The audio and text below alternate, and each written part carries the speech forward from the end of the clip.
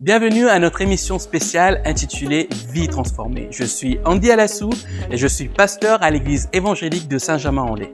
Nous sommes à la veille d'une fête inscrite dans notre calendrier Pâques. Mais savez-vous ce que signifie Pâques? Qu'est-ce que Pâques pour vous? Nous sommes allés vous le demander dans les rues de Saint-Germain-en-Laye. Écoutons vos réponses. Qu'est-ce que Pâques pour vous? Pour moi, c'est le plaisir de se retrouver en famille, de faire un bon repas, de chercher les œufs dans le jardin, manger du chocolat. Voilà, c'est vraiment une fête conviviale et familiale. Je pense que c'est une fête un peu nationale où les gens ils se retrouvent. Après, pour moi, rien de forcément religieux, juste un moment convivial, quoi. À Pâques, nous fêtons la résurrection du Christ. C'est une très grande fête, même je dirais qu'après Noël c'est la fête la plus importante, parce que c'est entre la naissance et la résurrection.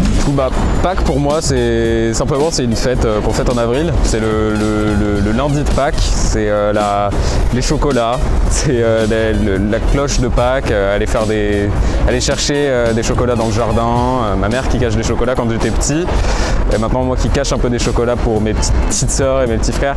J'ai aucune connaissance religieuse vraiment de ce qu'est Pâques dans la Bible ou quoi ou qu'est-ce. Encore, je pense qu'il doit y avoir un rapport avec le carême. Voilà, c'est un peu tout pour moi. Comme vous l'avez entendu ce soir, certains pensent que Pâques est simplement lié aux œufs en chocolat qu'on offre à nos enfants. D'autres pensent que c'est une fête familiale ou bien même une fête nationale. Pourtant, Pâques signifie bien autre chose. Pour tous les chrétiens, Pâques signifie un événement particulier. C'est la résurrection de Jésus-Christ. Cette résurrection a eu un impact dans la vie de milliards d'individus. Et leurs vies ont été complètement transformées grâce à l'œuvre que Jésus a accomplie à la croix. Ce soir, nous avons l'honneur d'avoir 6 personnes qui ont accepté de partager avec vous leur expérience de vie transformée. Certains ont tout perdu. Enfants, femmes, entreprises, emploi. D'autres ont subi des relations toxiques ou même ont été toxiques pour les personnes qui étaient autour d'eux à cause de leur prise de position. Je vous laisse découvrir ce soir l'histoire de Lizardo, l'histoire de Thierry, l'histoire de Stélanie, Véronique et Jean-Marc et aussi de Brigitte. Éteignez vos portables, arrêtez tout ce que vous êtes en train de faire et soyez attentifs à ce qu'ils ont à vous partager ce soir. Bonjour, je suis Véronique. Bonjour, je suis Jean-Marc. Marié pour le meilleur et pour le pire. C'était comment la rencontre entre Véronique et Jean-Marc? J'avais l'impression que c'était pas du tout le bon moment, que c'était pas du tout prévu au bon moment, mais c'était un coup de foudre. Pour moi, c'était un coup de foudre, tout simplement. Qu'est-ce qui t'a attiré chez elle?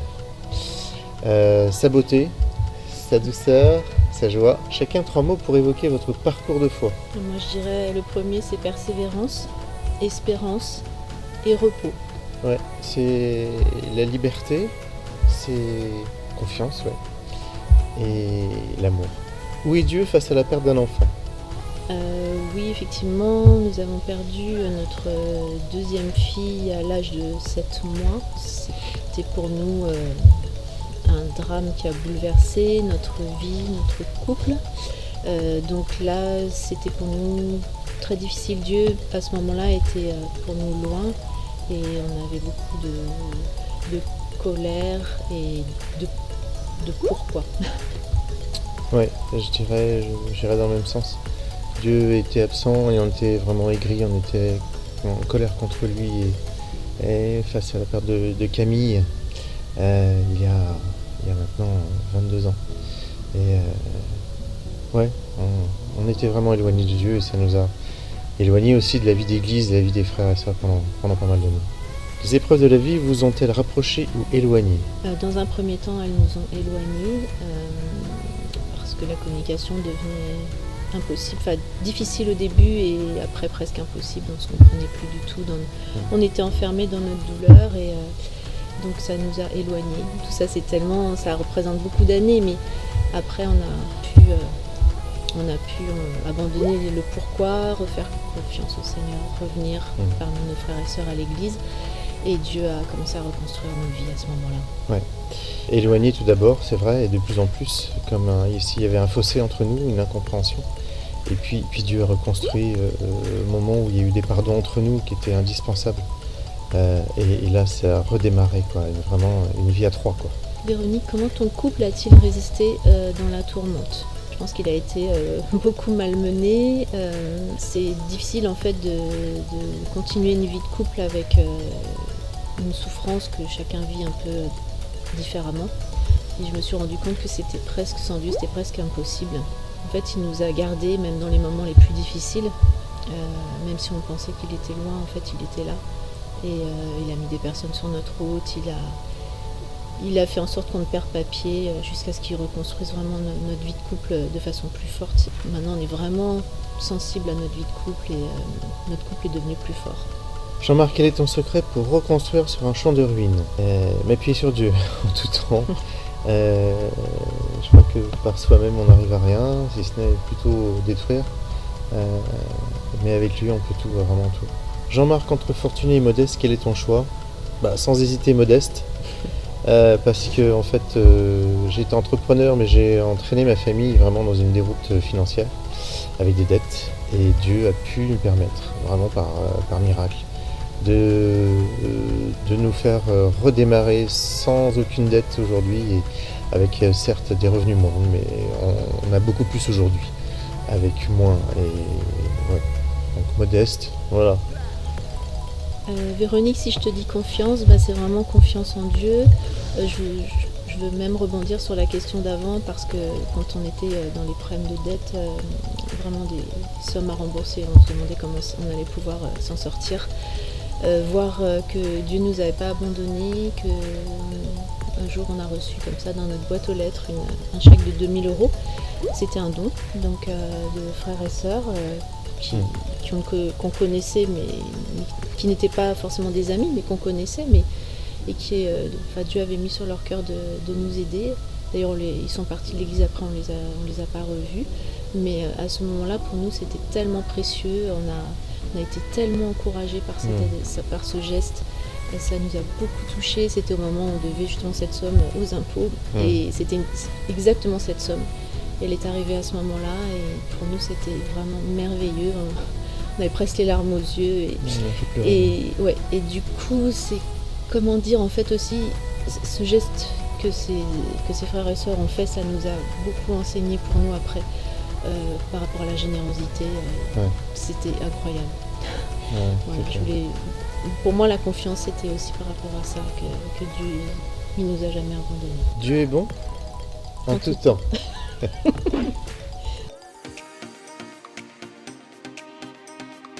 Bonjour, je suis Thierry, j'ai eu droit à une seconde chance. Fais-nous voyager en Martinique. Martinique, en fait, c'est une île située à un peu plus de 8000 km de la métropole. Il fait tout le temps bon. La plage, la montagne pelée. Voilà, c'est mon pays, mon île d'origine.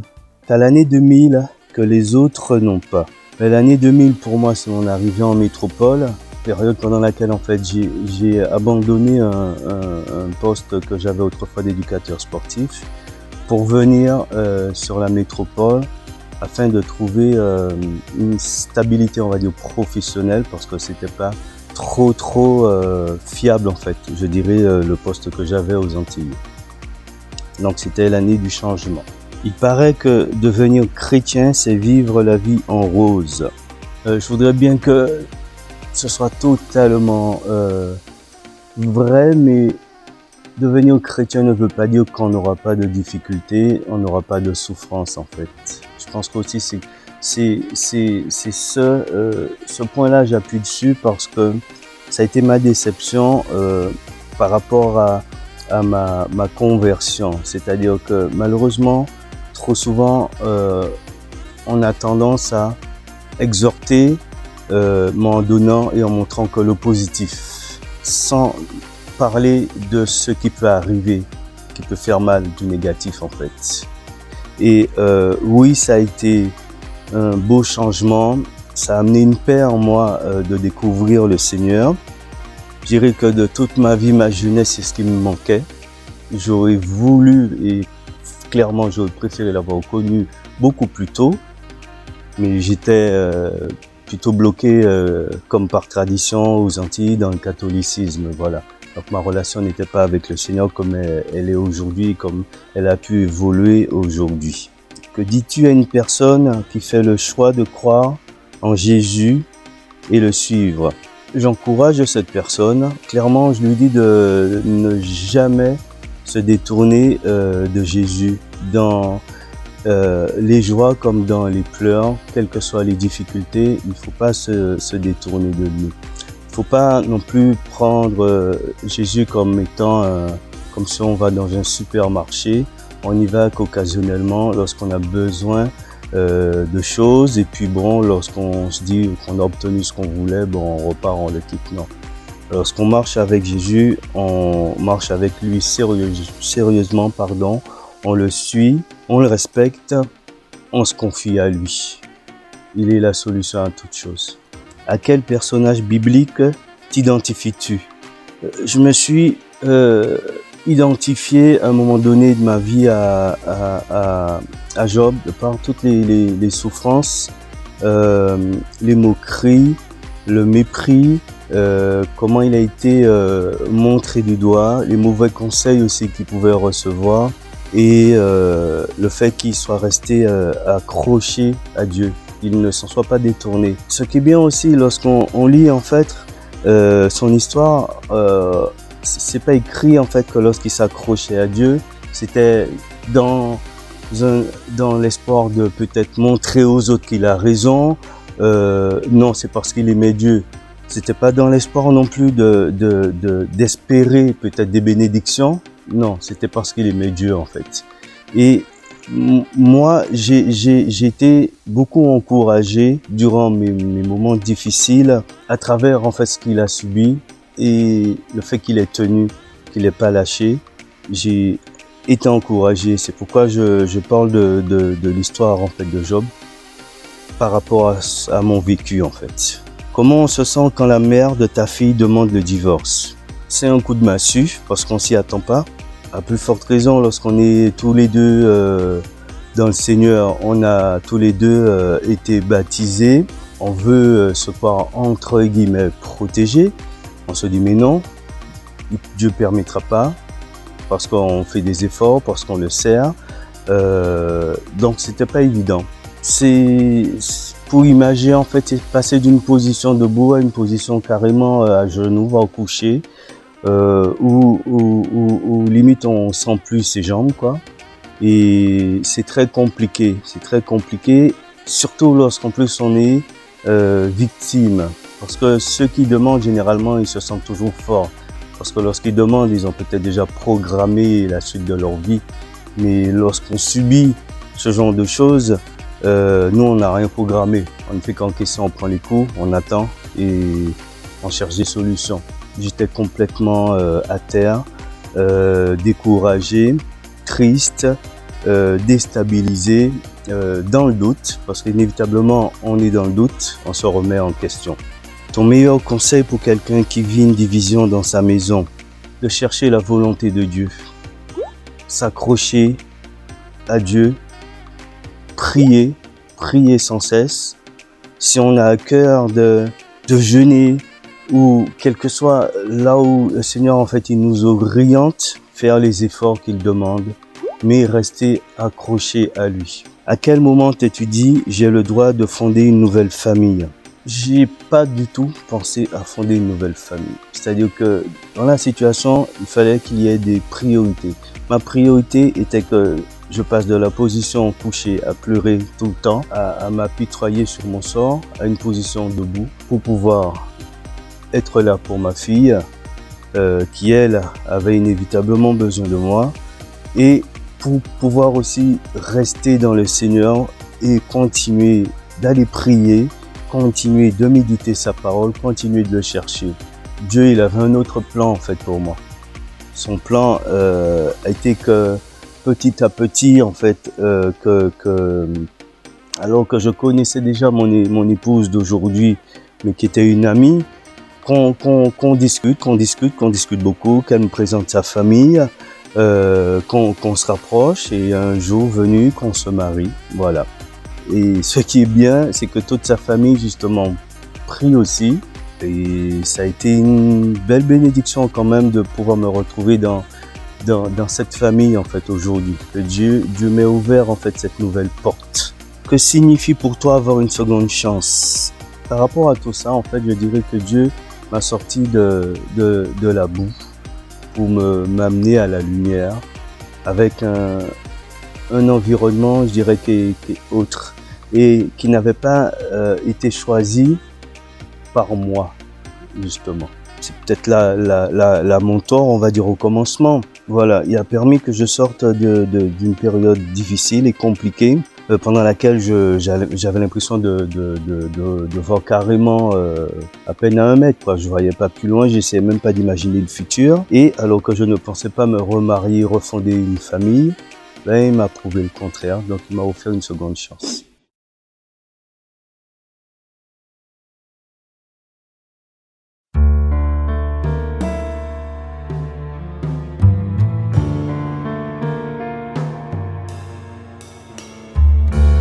Je suis victime d'une incurable maladie. Je ne sais combien de temps il me reste à vivre. Je pourrais m'inquiéter à chaque pas de mon parcours, plutôt que de me réjouir de vivre. Mais j'ai choisi de profiter de chaque jour, parce qu'après tout, on n'a qu'une histoire à écrire. Alors j'ai suivi ceux qui m'ont dit, tant qu'il y a de la vie, il y a de l'espoir. Mais je crois bien qu'on m'a pris pour une poire. Et ce n'est pas la vie qui m'a contredit. Quand j'ai voulu pour demain un peu d'entrain, je me suis fait botter l'arrière-train. Tout ce qu'on m'a proposé, c'est un rêve d'errance, à l'arrière-goût de dépendance ou d'espérance. Moi, ce que je veux, c'est vivre. Pourquoi ferais-je le choix de me détruire? C'est alors que l'on m'a dit, l'espoir fait vivre, mon ami. J'ai donc espéré un monde meilleur, un monde sans tristesse et sans malheur. J'ai espéré un monde heureux, un monde sans misère et sans affreux. Et j'ai espéré intensément, mais ça n'a duré qu'un temps seulement. Jusqu'à ce que j'en arrive à la conclusion que cette course aux espoirs n'est qu'illusion. Parce qu'elle nous laisse poireauter peinard, attendant sans rien faire que tout arrive, nos espoirs ne deviennent que des espoirs. N'en vivant aucun, ils nous laissent à la dérive. Moi qui voulais vivre sans m'inquiéter, profiter de chaque jour, hiver comme été, je n'avais plus la force d'avancer. Et j'ai senti mon cœur cesser de battre. C'est alors qu'a rejailli de l'intérieur une parole remontant de mon enfance. Dieu a pour toi des projets de paix et non de malheur, afin que tu aies un avenir et une espérance. Et j'ai senti à nouveau mon cœur battre. Je n'ai plus qu'une raison de m'abattre. Je peux marcher avec la ferme assurance que ma foi peut faire toute la différence. Que ni la mort, ni la vie, ni les hauteurs, ni les profondeurs, ni mes amis, ni mes ennemis, ni la douleur, ni la terreur, non, rien ne me séparera de l'amour de Dieu. Mais pas parce que je m'y accroche, ni parce que je suis sans reproche, mais parce que lui, c'est être proche. Je suis victime d'une incurable maladie. Je ne sais combien de temps il me reste à vivre. Je suis atteint de la vie. Je suis un homme et un jour, je dois mourir. Mais mon avenir est désormais tracé, avec son amour pour m'accompagner. Et chaque jour, je peux annoncer cette espérance comme une réalité. Alors je me permets de vous glisser au creux de l'oreille cette vérité. L'amour de Dieu n'a jamais cessé. Il ne tient qu'à vous d'en profiter.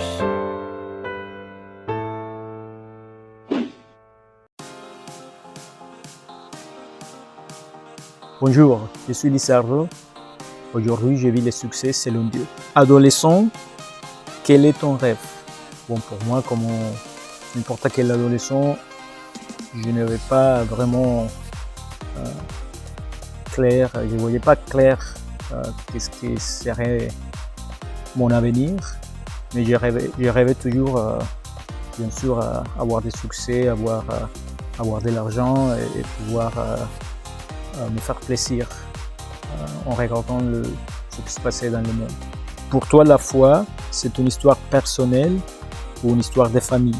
Bon, pour moi, la foi a démarré plutôt comme une histoire des familles, aussi une histoire d'éducation. J'ai étudié dans une école catholique, donc on était forcé un peu à vivre avec la religion et la foi était un peu partie de cette religion. Et pareil dans ma famille. Mais rapidement, et après que j'ai grandi et que je me suis converti au christianisme, je me suis rendu compte, surtout quand j'étais adulte, que la foi était vraiment une histoire personnelle. C'était pas quelque chose que j'ai hérité de ma famille ou que j'avais appris à l'école, c'était quelque chose qu'il fallait que j'ai développé, une histoire vraiment personnelle. Être chrétien, c'est avoir une étiquette ou une identité. Pour moi, c'est avoir une identité. Après, moi, je me suis converti quand j'étais à l'école, justement, quand j'étais adolescent. Et principalement parce que ma famille, mes parents se sont convertis, donc ils nous sont amenés à l'église et j'étais un petit peu forcé, si vous voulez, à me convertir aussi. Donc pendant quelques années, pour moi, c'était une étiquette. Moi, j'étais chrétien parce que mes parents avaient décidé un petit peu pour moi et je me suis converti avec eux. Et à la fin, j'ai découvert que c'était pas ça, c'était une question d'identité plutôt, de vivre cette vie chrétienne vraiment de façon personnelle, avec une vraie relation avec Jésus. Qu'est-ce que c'est le succès selon les hommes? Bon, pour moi, pour les hommes, le succès est toujours synonyme d'argent, de pouvoir. On qualifie toujours les succès comme ça, les hommes qui sont du succès dans sa vie, c'est parce qu'ils sont arrivés à faire fortune éventuellement, ils ont beaucoup de capital, beaucoup d'investissement et aussi beaucoup de pouvoir.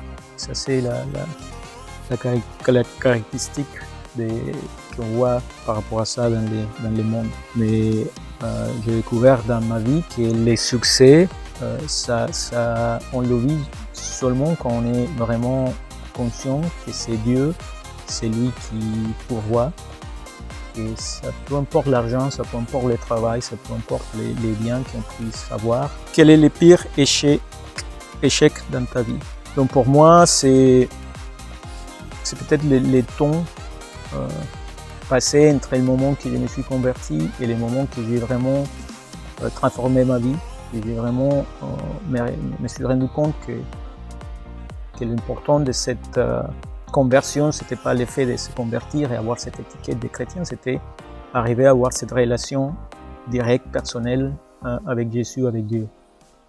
Et moi, je sens que j'ai perdu du temps parce que on part de ma conversion quand j'étais adolescent, quand j'étais au lycée, et je me suis rendu compte de l'importance de la relation avec Jésus quand j'étais adulte, quand j'avais 40 ans. Comment et quand as-tu découvert la prière? Comme je suis grandi dans cette famille catholique et étudié toujours avec des catholiques. Et donc moi je savais toujours et on priait toujours. Pour moi la prière était toujours une partie importante de la religion. Mais c'était ça, c'était la religion. Donc c'était un petit peu la répétition, c'était un petit peu l'imitation de faire ce que les autres faisaient. Mais pour moi, j'ai vraiment réalisé que la prière, cette communication avec Dieu, c'était important et c'était aussi puissant. Pareil, quand je suis vraiment transformé ma vie, quand j'avais 40 ans, un petit peu plus, et que j'ai perdu mon premier travail, je me suis rendu compte qu'il fallait que je vivais cette transformation véritable. Et la prière, c'était fondamental. Moi, je commençais vraiment à me rapprocher de Jésus. Et voilà, pour moi, c'est définitivement une des choses les plus importantes dans cette relation avec Dieu. As-tu dû choisir entre faire carrière et vivre avec Dieu? Bon, je dirais que moi, j'avais choisi justement, après que j'ai terminé mes études universitaires, j'ai choisi à ce moment-là de faire carrière. Donc Dieu était là, bien sûr, parce que j'étais chrétien, j'allais à l'église et tout. Mais c'était plus important ma carrière, c'était plus important arriver à avoir ce succès que j'ai rêvé peut-être quand j'étais adolescent, c'était pas seulement l'idée de faire de l'argent, mais c'était surtout d'avoir un petit peu la reconnaissance des hommes, d'arriver à escalader des positions dans une société et j'ai choisi ça. Donc moi, et Dieu même m'a permis de travailler avec des sociétés assez grandes, multinationales, et j'ai voyagé, j'ai eu des postes un petit peu partout. C'est grâce à ça que je suis arrivé en Europe d'ailleurs. Mais mon choix était justement ça. Et Dieu était là, mais c'était pas des décisions qu'il prenait avec lui. C'était moi, je voyais, c'était ma carrière qui dirigeait mon futur, mon destin, et j'étais derrière ça. Et c'est justement quand j'ai commencé à me rapprocher de Dieu avec la prière et avec tout ça, que justement, lui, il a, on va dire, coupé ces liens que j'avais avec mon employeur, avec mon entreprise, que j'ai réalisé après que c'est là où j'avais ma confiance. Et ma confiance n'était pas sur Dieu, ma confiance était sur ma carrière, sur mon travail, sur la production que j'ai. Aujourd'hui, 3 conseils pour des gens qui rêvent de se retrouver au nord de la pyramide. Bon, je ne dirais pas que je suis nécessairement au nord de la pyramide, mais je crois que les conseils sont principalement, oui, c'est très important l'éducation, c'est très important le travail. Oui, tout ça c'est important, mais définitivement c'est plus important avoir la confiance et avoir la certitude qu'il y a un Dieu, que tu lui appartiens, quoi. Cette société, il existe aujourd'hui parce que Dieu a permis qu'il existe. Cette société embauche des gens parce que Dieu a permis que ça arrive, mais c'est surtout vivre cette certitude que Dieu est toujours là, que sa fidélité est immense et que dans toutes les situations, il va être avec nous, peu importe le travail, peu importe les études, pour Dieu. Pour Dieu, nous sommes nous, il nous a créés, il nous a aimés, même avant d'avoir naître. Donc nos études et ce qui nous arrive dans notre vie professionnelle, ça ne va rien changer par rapport à la relation avec Dieu. Et Dieu nous attend tels que nous sommes. Et c'est plus important ces relations avec lui. Et tous les restes va venir. C'est écrit dans la vie de s'occuper d'abord des choses du Seigneur et toutes les autres choses vont venir tout seul. Et moi, j'ai expérimenté ça. Chaque fois que je me rapproche plus du Seigneur, je vois la bénédiction, même économique, qui arrive. Qu'est-ce que c'est le succès selon Dieu? Pour moi, c'est ça, justement, c'est arriver à avoir cette relation avec lui, cette possibilité d'aller le chercher dans n'importe quel moment, quand les choses vont bien, quand les choses vont moins bien. Savoir qu'il est toujours là, qu'on peut compter sur lui. Et là, les succès selon Dieu, ça va venir, ça veut dire. Et voilà, pour moi, c'est ça, les succès. C'est pas vraiment avoir les choses matérielles. Les choses matérielles vont venir et sont importantes, mais c'est pas ça le plus important. L'argent, c'est pas le plus important. C'est vraiment comprendre l'ordre des choses. Et c'est principalement ça. C'est lui la priorité. C'est lui qui va pourvoir et c'est tout.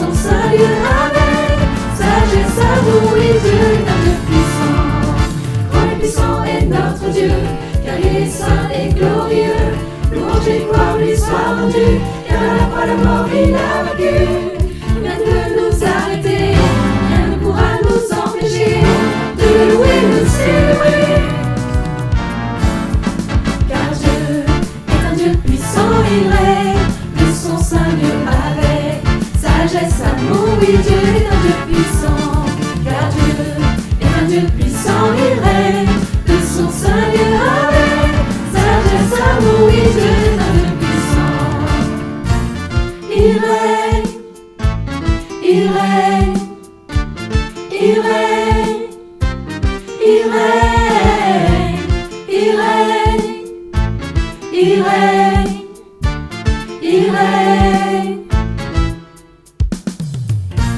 il règne, il règne, il règne, pour toujours et jamais, il règne, il règne, il règne, il règne, il règne, il règne, pour toujours et jamais, il règne, il règne, il règne. Car Dieu est un Dieu puissant, il règne de son saint lieu avec sagesse, amour, oui, Dieu est un Dieu puissant. Car Dieu est un Dieu puissant, il règne de son saint lieu avec sagesse, amour, oui, Dieu est un Dieu puissant.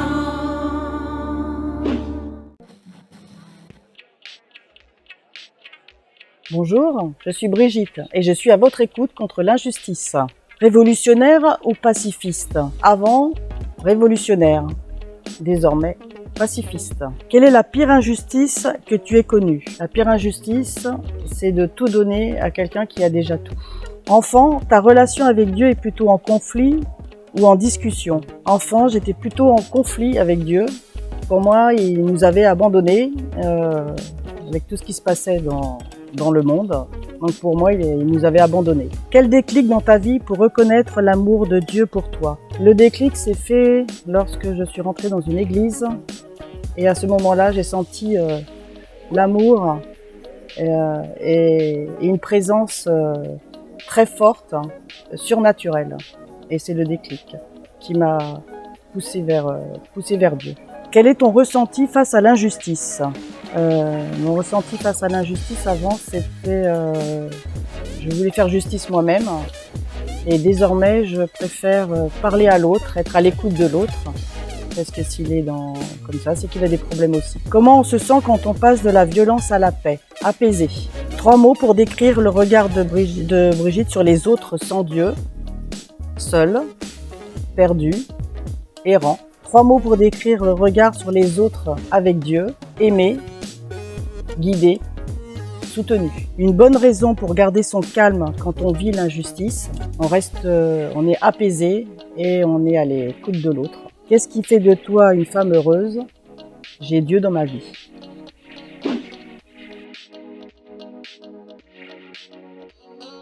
Bonjour, je suis Stélanie et je vis la relation rêvée. Quelle est la différence entre l'image de ce Dieu de ton enfance et ce Dieu d'aujourd'hui? Je pense que la première des différences, la différence fondamentale, c'est la proximité. Le Dieu que j'imaginais dans mon enfance, il était tellement grand, tellement loin de moi. C'était un peu comme quelqu'un qu'on connaît de nom, mais avec qui on n'a jamais discuté, à qui on n'a jamais parlé, comme un peu les stars ou les personnalités. Aujourd'hui, Dieu, c'est quelqu'un à qui je parle tous les jours, c'est quelqu'un qui me parle. C'est la relation, en fait, la différence. Avant, c'était juste quelqu'un que je connaissais par les autres. Et aujourd'hui, c'est quelqu'un qui fait partie de ma vie et comme un ami. C'est un ami. Donne-nous 3 critères pour une bonne relation. Le premier, c'est facile, c'est l'amour. Parce que pour une bonne relation, il faut que les deux parties s'aiment et se sentent aimées. La confiance. Parce que ce qui fait une relation, c'est les échanges, qu'on puisse se confier l'un à l'autre. Et la fidélité. J'ai souvent été déçue. C'était des petites choses en fait, mais un peu les failles humaines au final, c'est des choses qui nous déçoivent et je trouve que quelqu'un de fidèle, c'est vraiment quelque chose de... C'est un peu comme la confiance en fait. Moi c'est quelque chose qui va de soi, qui fait une relation parce que ça découle un peu de la confiance. Tu peux avoir confiance en quelqu'un qui est fidèle et donc tu peux te confier et avoir une relation. Prête à tout pour vivre une relation vraie. Je pense que une fois dans ma vie, j'étais prête à tout. J'avais la relation qui selon moi était vraie et j'étais prête à tout pour la garder. Donc oui, parce que ça c'est ce que je cherchais au plus profond de mon cœur, c'est ce que vraiment je cherchais. C'est la seule chose qui me manquait en fait dans ma vie. J'étais vraiment prête à tout pour la garder, même si je n'ai pas pu. Mais prête à tout, oui, pour une personne. Mais sinon, non. Sinon, le reste du temps, j'ai su quand même reconnaître ma valeur et ne pas laisser les gens faire tout et n'importe quoi avec moi. Quel est ton plus grand regret? On est peut-être un peu cliché, c'est le fait de ne pas avoir rencontré Dieu plus tôt. Ça aurait empêché certains désagréments, même si je pense que rien n'arrive par hasard et que le temps était parfait pour ça. De m'être un peu aussi perdue dans les relations avec les garçons parce que je cherchais vraiment une vraie relation. Donc je pense que mon regret, c'est un peu d'avoir passé mon temps à chercher quelque chose que j'avais pas trouvé. Et chez les humains. Comment on se sent quand on comprend que Jésus a dû mourir pour t'assurer une place au paradis? Alors quand on le sait sans le comprendre, ça fait ni chaud ni froid. Donc c'est ce qui s'est fait de mes 0 à 25 ans. Et quand on le comprend, il y a un petit sentiment de culpabilité, mais qui se noie en fait dans ce sentiment de se sentir aimé. Parce que c'est vraiment découvrir un acte que personne d'autre n'a fait pour nous et ne fera pour nous. Pourquoi as-tu réellement donné ta vie à Dieu? Ben c'est assez simple. Moi qui cherchais l'amour, j'ai juste trouvé quelqu'un qui m'aime parfaitement. Tu nous chantes un morceau de la chanson 100 milliards de fois. Je vais essayer de chanter la partie que je préfère. Et quand tu pars, les 100 milliards d'échecs disparaissent. Car tu as échangé ma vie pour ta vie pour la mienne. Par ta victoire au tombeau et la victoire. Avez-vous déjà rêvé d'un changement radical dans votre vie? Ne plus subir votre passé, vos choix et le choix des autres. Rêver d'une nouvelle vie, d'une seconde chance, d'un changement radical. J'ai une bonne nouvelle pour vous ce soir. Cela est possible. Et je ne vais pas essayer de vous vendre, de vous faire accepter une recette miracle, un coaching, une philosophie ou même une religion ce soir. Ce soir, j'aimerais vous parler de quelqu'un capable d'opérer ce changement radical dans votre vie. Et cette personne, c'est Jésus. Jésus est bien plus qu'un libre penseur, qu'un philosophe, qu'un rabbin ou un rebelle. Il est venu pour un but, emmener une transformation radicale chez l'être humain. Pâques est bien plus qu'une fête familiale. Pâques est bien plus que les œufs en chocolat qu'on offre à nos enfants. Et Pâques est bien plus qu'un jour férié écrit dans notre calendrier. Pâques concrétise l'œuvre que Jésus a commencée à la croix, en mourant. La Bible nous dit que notre péché, c'est-à-dire notre désobéissance à Dieu, nous a complètement éloignés d'une vraie relation avec lui. Ce même péché, c'est-à-dire cette désobéissance, nous enfonce jour et nuit dans une vie médiocre, une vie faite de souffrance, d'échecs, de malheurs et aussi une vie qui nous isole de tout le monde. Nous étions tous destinés à subir cela sans avoir de recours, sans avoir de solution à nos problèmes. Le seul moyen pour nous est de rester comme cela, d'accepter notre condamnation, la condamnation face à nos erreurs, jusqu'à certaines fois jusqu'à la mort.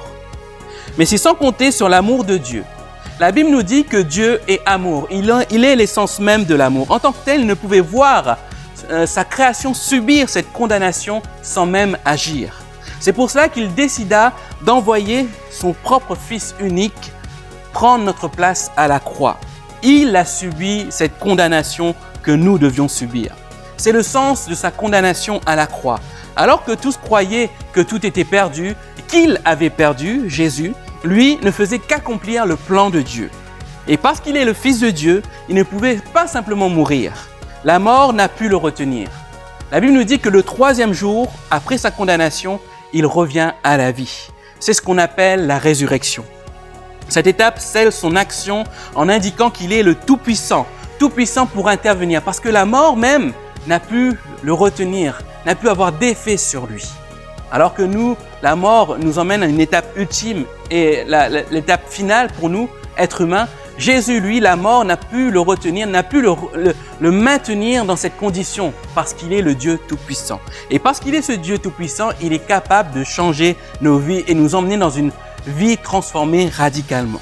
Dès que tout être humain croit dans cette action de Jésus à la croix, c'est-à-dire que Jésus qui prend notre place, notre condamnation, et qu'il croit seul que Jésus peut faire cela, il peut alors bénéficier d'un réel changement dans sa vie. Il peut avoir une vie radicalement changée et transformée. Il doit donc croire que Jésus a enlevé sa condamnation, mais il doit aussi accepter que Jésus fasse ce chemin avec lui. 2 Corinthiens 5, 17, un verset formidable de la Bible nous dit ceci: « Si quelqu'un est en Christ, il est une nouvelle créature. Les choses anciennes sont passées, voici toutes choses sont devenues nouvelles. » Ce verset nous parle d'une transformation radicale. La Bible nous dit que Jésus fait de nous de nouvelles créatures. Pas des créatures qui ont été rafistolées, pas des créatures qui ont été restaurées, mais des créatures nouvelles. Et il s'agit pour nous d'une transformation d'un état où nous étions perdus dans nos souffrances, dans notre malheur, à un nouvel état. C'est un changement radical de vision, un changement radical de valeur, un changement radical de but et de projet aussi dans notre vie. C'est ce que Jésus fait. Il nous apporte l'espoir, il nous apporte vraiment cette vie nouvelle qui permet que nous puissions changer radicalement. Et ce changement va se voir chez chacun de vous si vous acceptez cela. Jésus peut faire de vous cette nouvelle créature. La seule chose qu'il vous demande, c'est de croire en lui. Croire que lui seul peut prendre votre condamnation. Croire que lui seul peut vous pardonner de vos erreurs. Il ne s'agit pas là de suivre une religion, un homme, mais de suivre le Fils de Dieu, Jésus. Et cela, c'est simple comme une prière. Et je vous invite à faire cette prière ce soir. Priez avec moi. Seigneur Jésus, j'accepte que tu es le seul moyen pour moi d'être libéré de cette condamnation. J'accepte de croire que toi seul peux transformer ma vie. J'accepte de croire que toi seul es capable de me laver complètement de mes péchés. Et ce soir, je choisis de te suivre. Ce soir, je choisis de vivre une vie complètement transformée. Merci Seigneur pour ton œuvre dans ma vie. À toi seul la gloire. Amen. Que le Seigneur vous bénisse. À bientôt.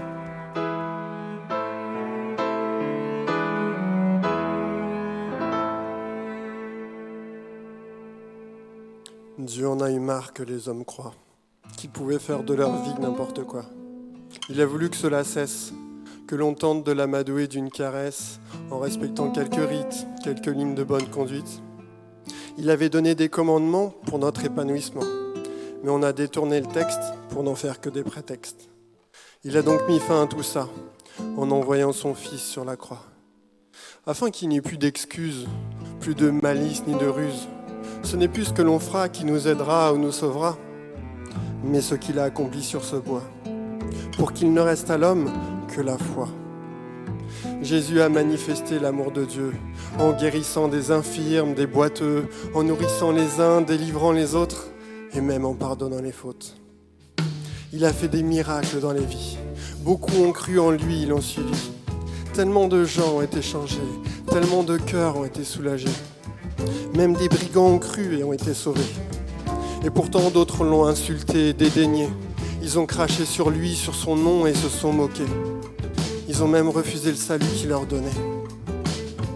Et on dit que cette histoire se serait passée il y a plus de 2000 ans, vers Jérusalem.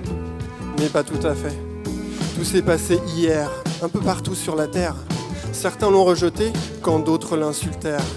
Mais plusieurs ont cru et leurs vies ont été transformées, par ce qu'il a dit, autant que par ce qu'il a fait. Mais cette histoire ne se raconte pas qu'au passé, parce qu'aujourd'hui encore Jésus relève et guérit. Aujourd'hui encore Jésus libère et bénit. Mais pas besoin d'attendre d'être malade ou pauvre, parce qu'aujourd'hui encore Jésus sauve.